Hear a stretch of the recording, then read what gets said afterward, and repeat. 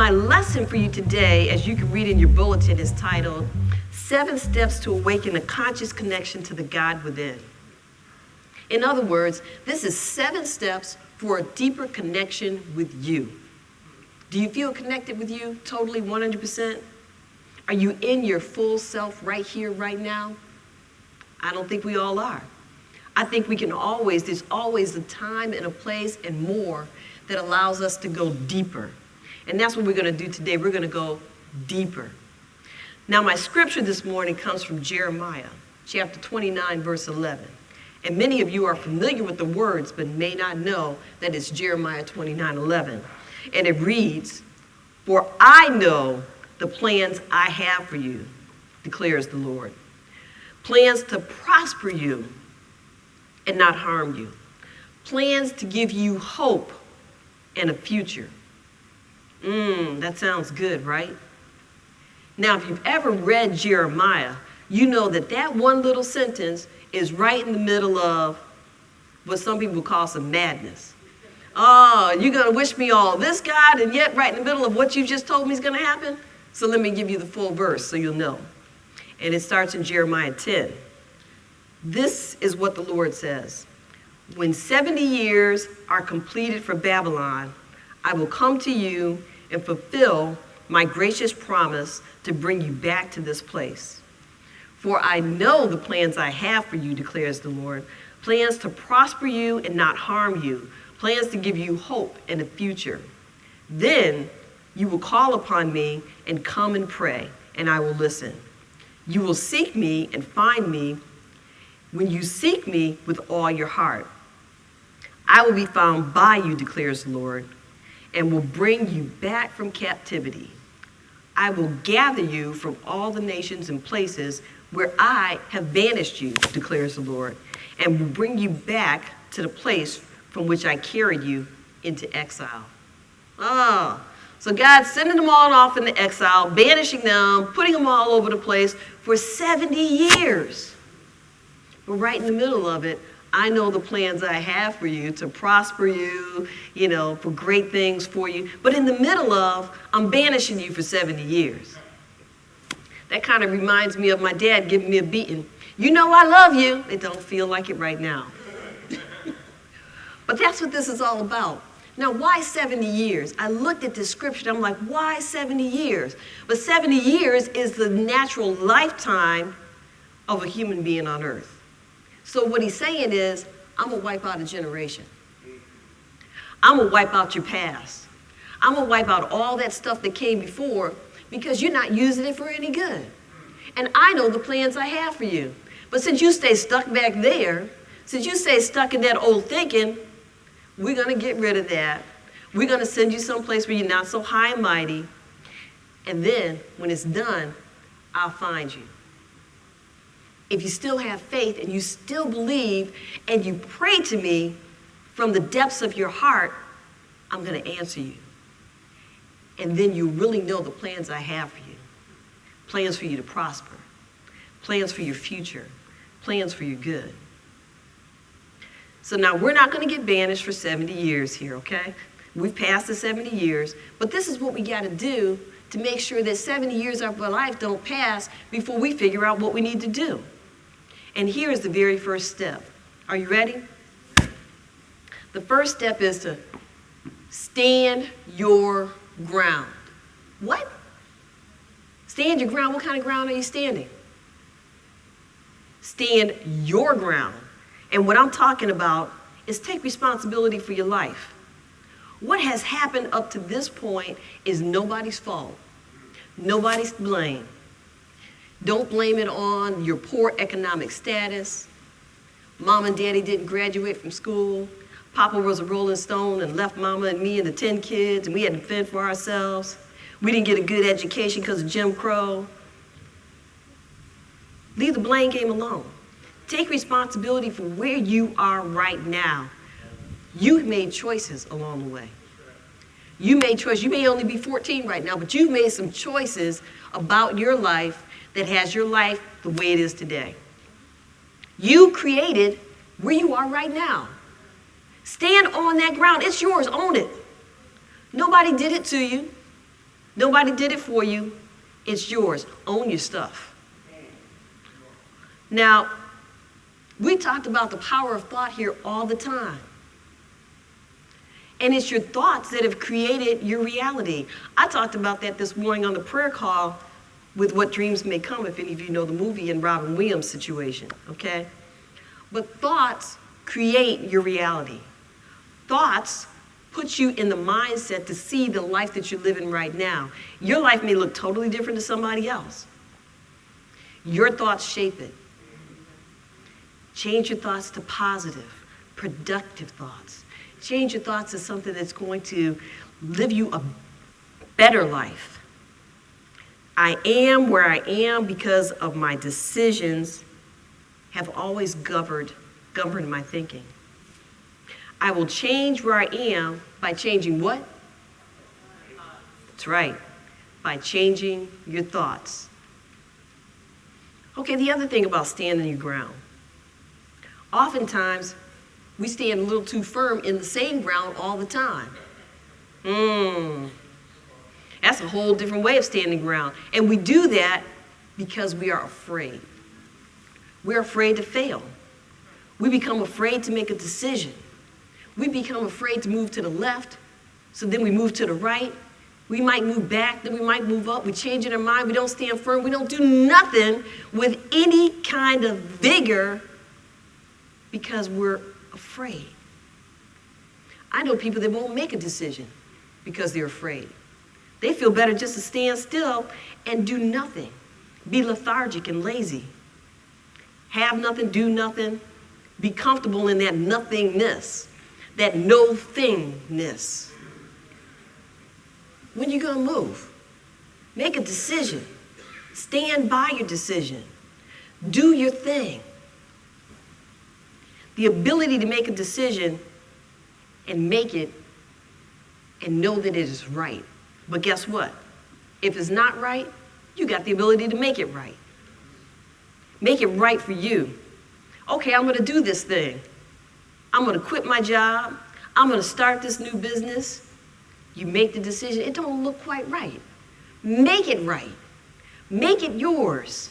Make it the decision that you stand by with courage, with strength, with vigor, with faith. You're gonna face some challenges. You're gonna face some adversities. Who wants to live a life without any challenges or adversities? Think about that now before you raise your hand. Who really wants to live a life without any challenges or adversities? You don't, because adversities are where you learn the most. It is where you grow. It is where you really step out. I'll tell you what, if the adversity is a dog running after you about to bite you, you're gonna run, right? You may not have run that fast before or knew you could run that fast, but you're gonna run, right? If the house is burning down, you're gonna get out. Maybe you ain't been out in 10 years, it's time to get out. Adversity comes to bless you. Look at every adversity in your life as a blessing. Trust me, it will change the way you see things.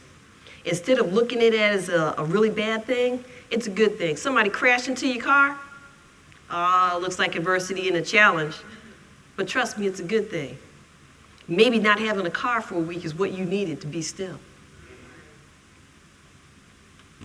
Maybe your car broke down. No.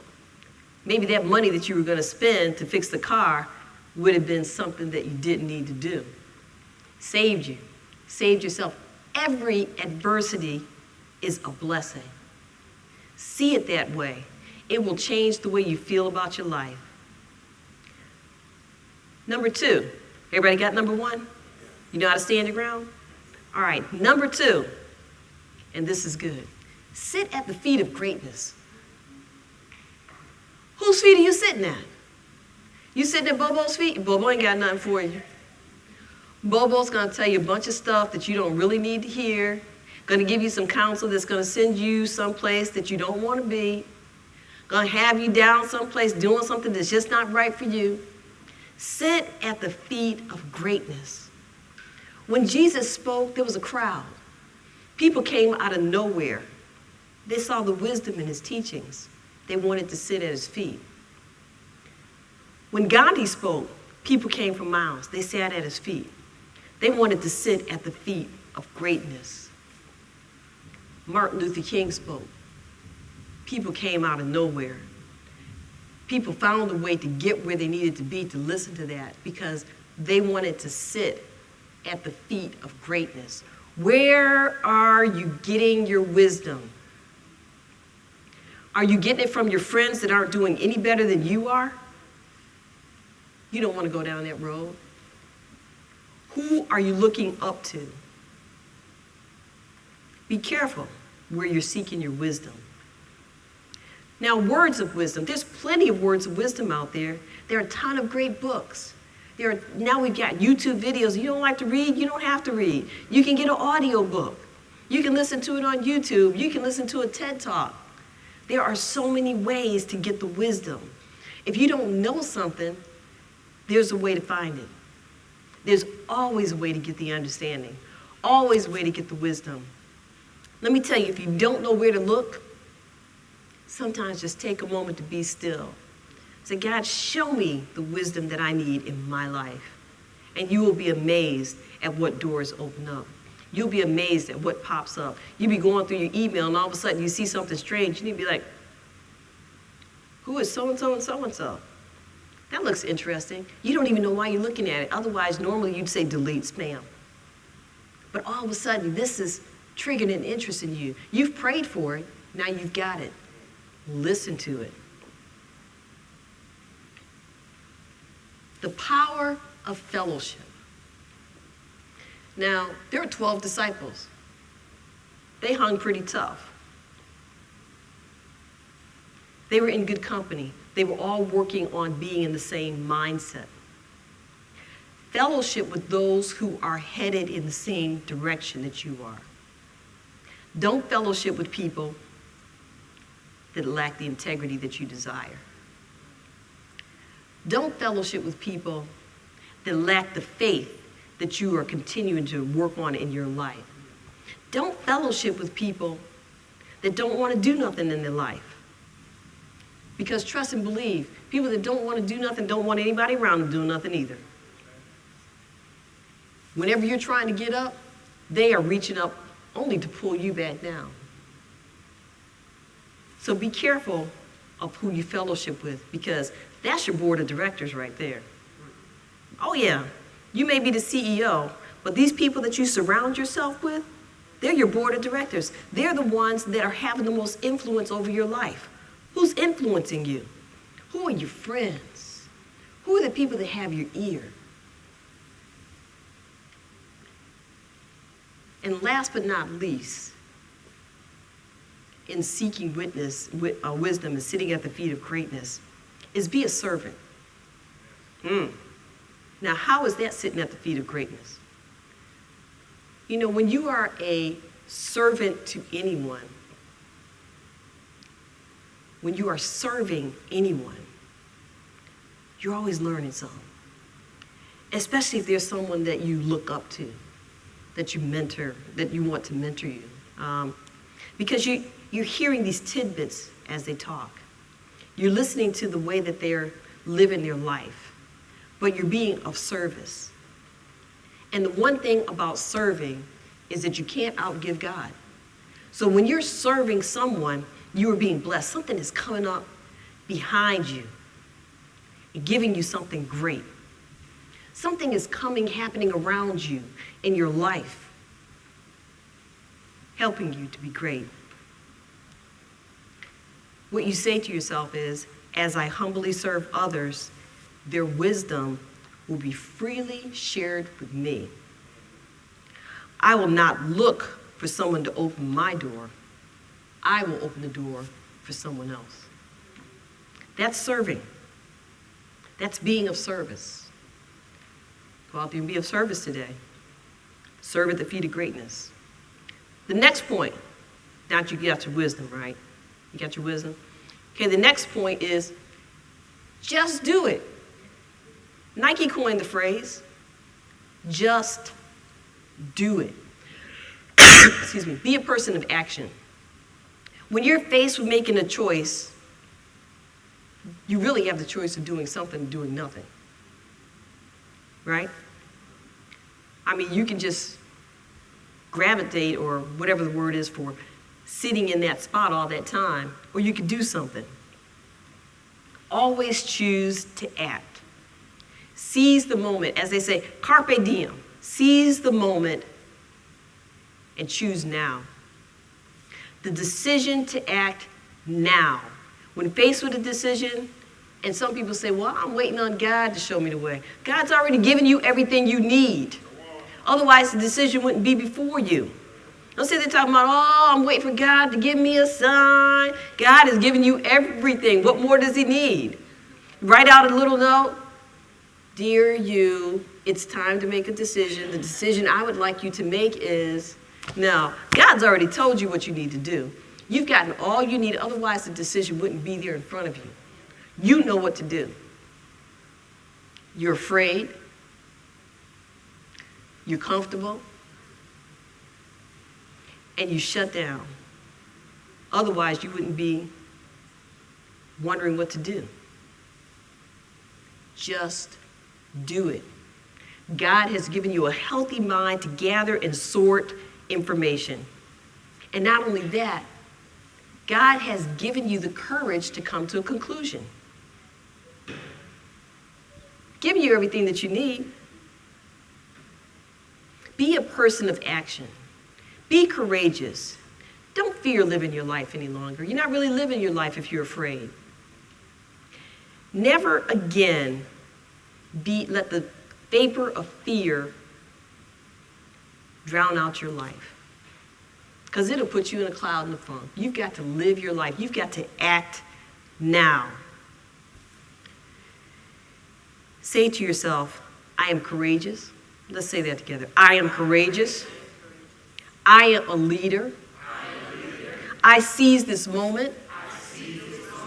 I choose now. Let's say that last one again. I choose now. That's right. Don't fear opinion, gossip, or the chatter of all those people around you. Don't feel failure, because failure is a myth. There is no real failure. Did you know that? Oh, I just told y'all a secret. There's no real failure. You didn't really fail. You just chose to learn it a little bit harder. You didn't fail. Number 4,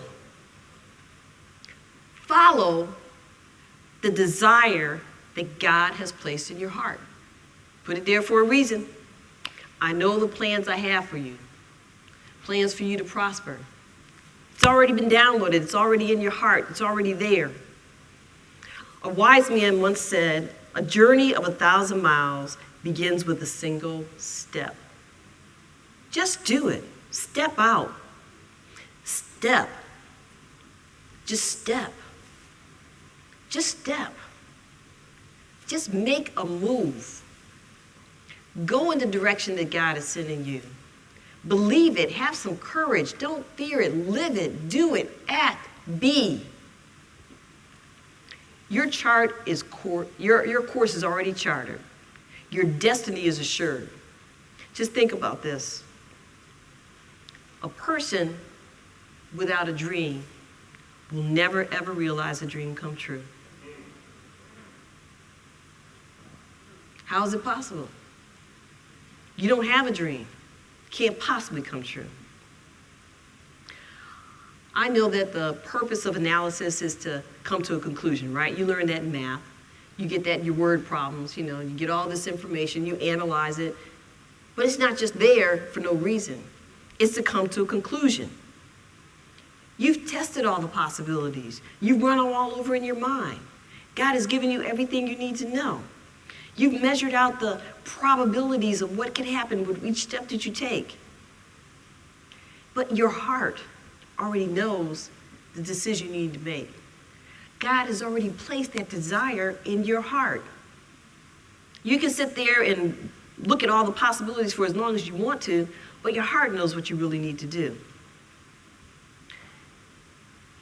Don't put it off till tomorrow.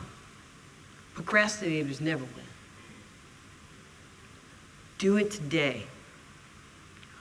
All of your problems become small when you confront them. Every problem you have is something that you can step over, but you got to take the step. Can't step over nothing if you're not moving. Number 5, and I know Minister Jehudi's going to like this. Number 5, today I choose to be happy. Today I choose to be happy. You don't need to wait to be happy when you get the car. You don't need to wait to be happy when you get 16, when you get 21, when you get a job, when you move out the house, when you get married, when you have kids, when you get $1 million, or when you don't need to wait to be happy. Be happy right now. You are abundantly blessed right here, right now, in whatever you have. Right now is the very best moment of your life. Oh yeah, this is good. This is great. This is outstanding. Does it mean that the next moment's going to be any less? No, because the next moment is great unto itself.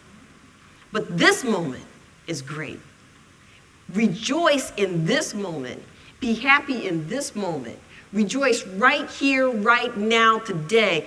This is the day that the Lord has made. I choose to rejoice and be glad in it. Let's say it together. This is the day that the Lord has made. I choose to rejoice and be glad in it. One more time. This is the day that the Lord has made. I choose to rejoice and be glad in it. And I like to say, Selah. Selah. It feels so good when you say it. Let me tell you something about happiness. Happiness is the end result of certain thoughts and activities, which actually bring about a chemical reaction in the body. This reaction results in a state of euphoria, which, while totally elusive to some, is totally under your control. Why? Because this is the day that the Lord has made. I choose to rejoice and be glad in it, and you can choose it too. It's not about your circumstances. It's not about what's going on around you. It's not about the lost job. It's not about the empty bank account. It's not about those trustworthy, not so much friends. We all got some of those. It's not about those relatives that ain't about nothing. It's not about none of that. It's about you choosing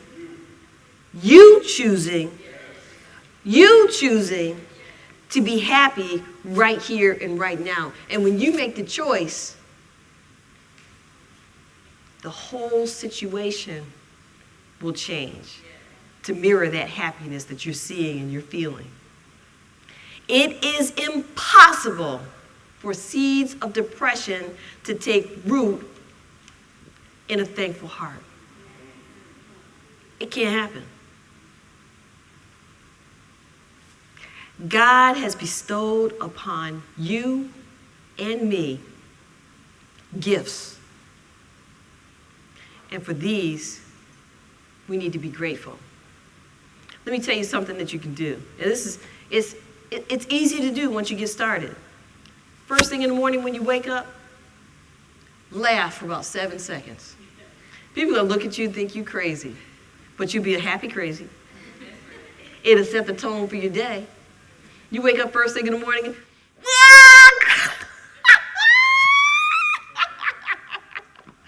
Oh, that was funny. Woo!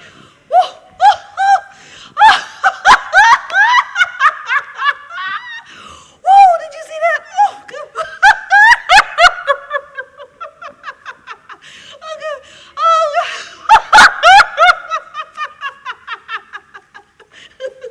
y'all could not laugh, could you? You see somebody laughing like that, it's contagious. You don't even know what they're laughing about. It is contagious. Laughter is, and it changes your mood. Changes the whole room. And it's not that hard to do. I started laughing, I had nothing to laugh at, but when I started going, it just got funny. Y'all faces was really funny. So just laugh. Just laugh in the morning. Just get your day started right. Enjoy it. Move into that energy. Don't let somebody else set the energy for your day. Don't let somebody else do it. They have no right to dictate your life. It's your choice to be happy. It's your choice to get the laughter started. Number 6, and this is good. We all need to work on this. And it's, I greet this day with forgiveness. I greet this day with forgiveness. And I think that the first person you need to forgive when you wake up in the morning is yourself. Excuse me.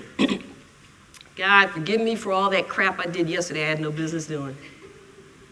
Forgive me all that stuff I was thinking about yesterday.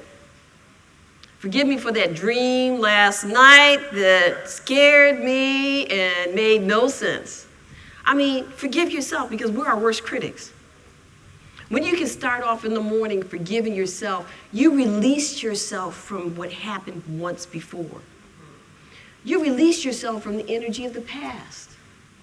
When you wake up forgiving yourself, you give yourself the ability to have a new you. You get a fresh start. I mean, God's already forgiven you, so, you're saying, God, forgive me, it's just for you. God's forgiven you as soon as it was done. There was no time wasted. But you were holding on to it. You were holding on to that thing that you said that you wish you hadn't said. You were holding on to that thing that you did that you wish you didn't do. You're the one holding on to the unforgiveness. Wake up with forgiveness first thing in the morning every day. It goes well with the laughter. So take 2 laughs of forgiveness and call me in the morning.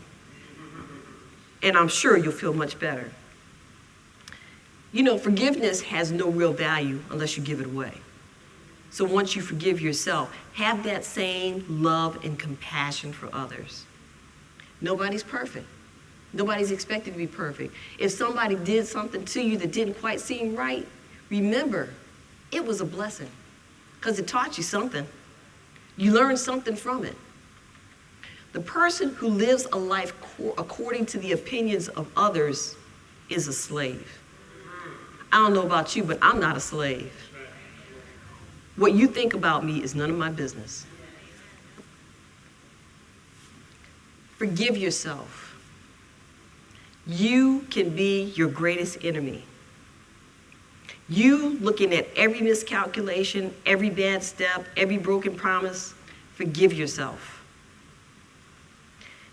So, I realized today that it's impossible to fight an enemy living in my head. Can you fight the enemy living in your head? No, so you've got to release that enemy and let him go. And that enemy is the one that's criticizing you. That enemy is the one that's looking in the mirror, talking bad about you. They have no place in your life. Let them go. So the affirmation there is, I will forgive even those who do not ask for forgiveness. I will forgive those who criticize me unjustly, even myself.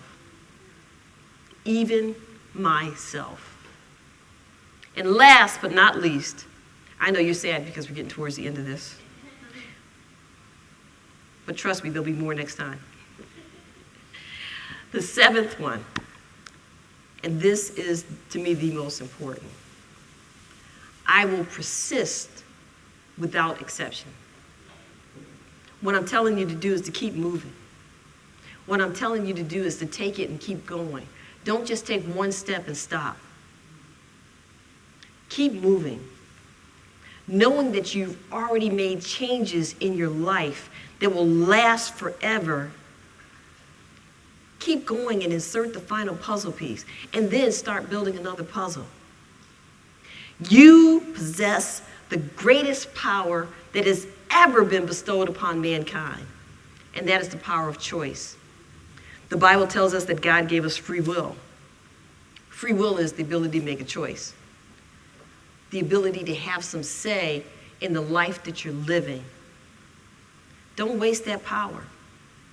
It is the greatest gift you have ever been given. Persist without exception.